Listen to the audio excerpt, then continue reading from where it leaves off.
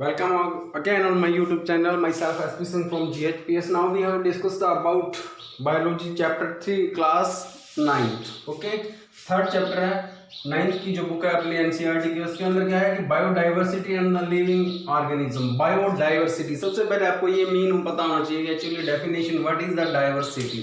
Diversity diverse मतलब अलग अलग, वेरिएशंस विभिन्नताएं कि उनके अंदर चेंजेस क्या है, अलग क्या है. ठीक है. Diversities in the living organism. Living organism की जो रेस्पिरेशन की प्रोसेस को फॉलो करते हैं, मतलब कि जिनको जीवित रहने के लिए रेस्पिरेशन और न्यूट्रिशन और डाइजेशन ये सब प्रोसेस का उनको फॉलो करने वाले जो ऑर्गेनिज्म होते हैं that is the living organism. और डाइवर्सिटी मतलब कि उनके अंदर चेंजेस क्या हैं, क्या कुछ अलग है एक दूसरे से. ओके, वो डाइवर्सिटी होती है. फिर बात आती है बायोडाइवर्सिटी. बायोस का मतलब आपको पहले भी काफी बार बता चुका हूं. बायोस का मतलब होता है लिविंग ऑर्गेनिज्म. लिविंग लीव करने वाले, जीवित रहने वाले या जीवन यापन करने वाले. डाइवर्सिटीज का की वेरिएशंस या विभिन्नताएं, अलग क्या है उसके अंदर, वेरिएशंस क्या है कि किस प्रकार से एक दूसरे से different type. Okay, that is the biodiversity. कि जो लिविंग ऑर्गेनिज्म है वो एक साथ रह के, एक ही जाति में रह के भी एक दूसरे से अलग होते हैं. क्यों? That is the biodiversity. Because इसका सबसे बड़ा एग्जांपल देता हूं. आपकी 9th क्लास है, इसके अंदर सपोज करो कि आपके 30 स्टूडेंट हैं, तो 30 स्टूडेंट हैं, वो 30 के 30 स्टूडेंट एक दूसरे से डिफरेंट हैं. लाइक दैट है एक ही जाति के, एक ही क्लास के, उनके सबसे पहले तो नाम अलग अलग हैं. सेकंड, उनकी क्या है कि नाम अलग अलग है. फिर उनके अंदर कुछ ऐसे कैरेक्टर हैं वो एक दूसरे से डिफरेंट हैं.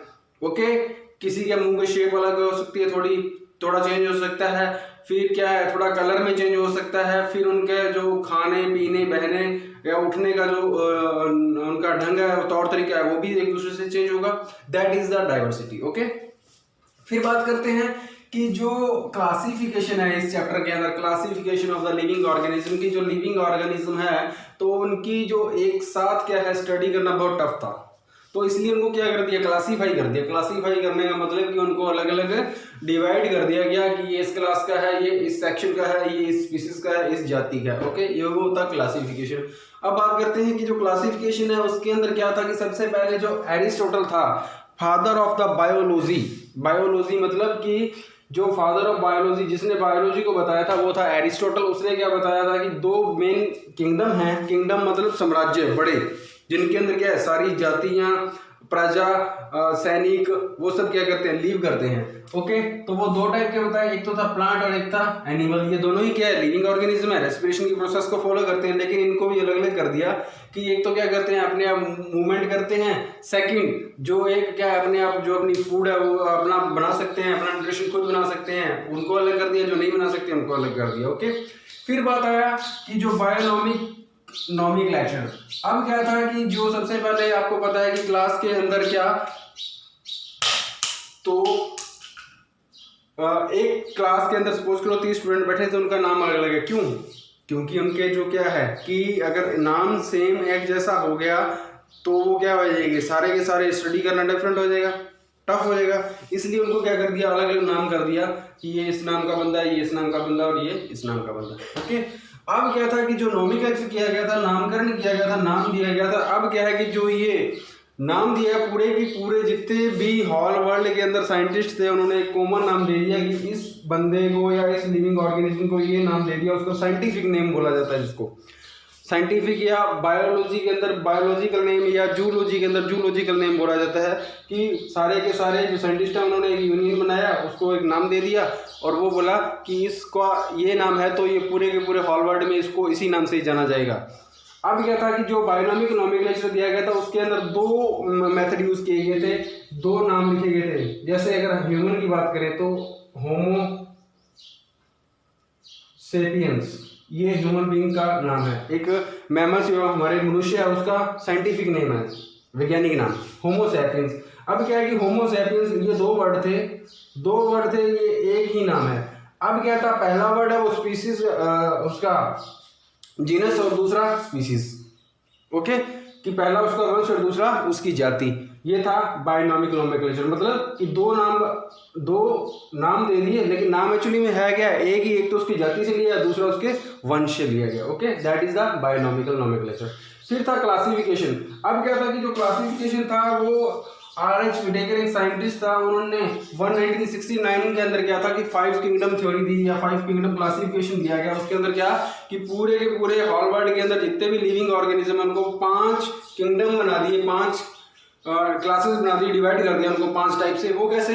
सबसे पहले उसने बताया मोनेरा, फिर बताया प्रोटिस्टा, फिर फंगस, फिर प्लांटी और फिर एनिमिलिया। ये पूरे के पूरे होल वर्ल्ड के अंदर जितने भी लिविंग ऑर्गेनिज्म थे, R.H. विटेकर ने 1969 के अंदर 5 किंगडम थ्योरी दी थी या 5 किंगडम क्लासिफिकेशन दिया था बच्चों। अब क्या था कि जो ये 5 किंगडम थ्योरी थी उसके अंदर क्या था? सबसे पहले था मोनेरा। इसके अंदर क्या था कि जो क्लासीफाई किया गया था, क्लासिफिकेशन किया गया था सबसे पहले उस एनिमल की जो बॉडी है उसके टाइप के अकॉर्डिंग, यानी कि वो सेल का टाइप क्या है, फिर उनकी सेल की नंबरिंग के अकॉर्डिंग, फिर वो अपना न्यूट्रिशन किस प्रकार से बनाता है, ऑटोट्रॉप है, हेटरोट्रॉप्स है, फिर उसके अंदर क्या है कि उनकी जो लिविंग कैरेक्टर्स हैं वो क्या है, फिर उनके अंदर एग्जांपल। सबसे पहले मोनेरा की बात करते हैं। तो मोनेरा क्या था? ये एक प्रकार के बैक्टीरिया थे, ट्रू बैक्टीरिया भी बोला जाता है इनको। फिर ये क्लोरोफिल प्रेजेंट होता है इनके अंदर। क्लोरोफिल मतलब कि एक प्रकार फोटोसिंथेसिस की जो प्रोसेस है उसके अंदर क्या है, हेल्पफुल होता है। फिर क्या कॉलोनीज के अंदर लीव करते हैं कौन? बैक्टीरिया या मोनेरा जो किंगडम है उसके मेंबर्स। ओके, और इसका सबसे बड़ा एग्जांपल है बैक्टीरिया। ओके, फिर बात करते हैं प्रोटिस्टा। प्रोटिस्टा का मतलब प्रो और स्टा का मतलब रहने वाले, कि जो सबसे पहले जो प्लांट ऑर्गेनिज्म देखे थे लोअर क्लास के, that is the protista, protozoans जिनको बोला जाता है। इसका एग्जांपल प्रोटोजोन्स, ये क्या होते हैं? यूकैरियोटिक होते हैं। यूकैरियोटिक सेल से इनकी बॉडी बनती है। इनके अंदर वेल डिफाइंड न्यूक्लियस और ऑर्गेनेल्स जो बॉडी के अंदर होते हैं वो पाए जाते हैं, और ये क्या होते हैं? मोस्टली एक्वाटिक होते हैं। कौन से? प्रोटिस्टा वाले। फिर बात करते हैं फंगस की। फंगी क्या होते हैं? हेट्रोट्रॉपिक होते हैं, यूनिसेलुलर होते हैं, मतलब एक ही सेल से इनका पूरी बॉडी डेवलप हो जाती है। फिर होते हैं पैरासिटिक होते हैं, मतलब किसी के ऊपर रह के क्या करते हैं, ये अपना न्यूट्रिशन लेते हैं। और इसका सबसे बड़ा एग्जांपल है ईस्ट, जो अपने ब्रेड या टोस्ट बनाने के अंदर यूज किया जाता है, वो फंगस किंगडम का ईस्ट यूज करते हैं। ओके, फिर बात करते हैं प्लांटिंग। प्लांटिंग क्या होते हैं? एक प्रकार के प्रोकैरियोटिक सेल से इनकी बॉडी बनती है। ये ऑटोट्रॉप्स होते हैं, यानी अपना न्यूट्रिशन है वो खुद बनाते हैं, किसी के ऊपर डिपेंड नहीं करते। फिर क्या है कि ये फोटोसिंथेसिस की जो प्रोसेस है वो फॉलो करते हैं। फोटोसिंथेसिस की प्रोसेस में एक्चुअली क्या होता है कि जो सनलाइट की प्रेजेंट में सूर्य की किरणें आती हैं, तो उसके अंदर क्या है कि ये अपने न्यूट्रिशन लेते हैं, यानी एक तो रेस्पिरेशन करते हैं और दूसरा जो एनर्जी है वो लेते हैं। ठीक है, that is the photosynthesis. For example इसका ट्रीज और प्लांट, हर्ब और शर्ब, ये सारे केस में आते हैं प्लांटी के अंदर।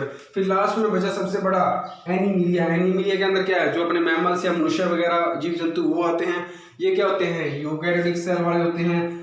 सेकेंड मल्टी सेलुलर होते हैं, यानी कि इनकी काफ़ी सारी जो सेल हैं वो पार्टिसिपेट करती हैं, फिर टिश्यू बनते हैं, टिश्यू से ऑर्गन बनता है, ऑर्गन से सिस्टम बनता है, और फिर ये एक पूरी बॉडी बनती है। फिर आते हैं हेटरोट्रॉपिक। हेटरोट्रॉपिक मतलब कि क्या है कि ये अपना न्यूट्रिशन है वो खुद भी बना सकते हैं और किसी के ऊपर डिपेंड भी कर सकते हैं, और ये जो प्रोड्यूसर्स होते हैं प्लांट वगैरह उनको भी खाते हैं, और जो एनिमल्स होते हैं उनको भी खाते हैं। ये पूरी की पूरी 5 किंगडम थ्योरी आपकी कंप्लीट हुई। बाकी नेक्स्ट वीडियो में। Thank you.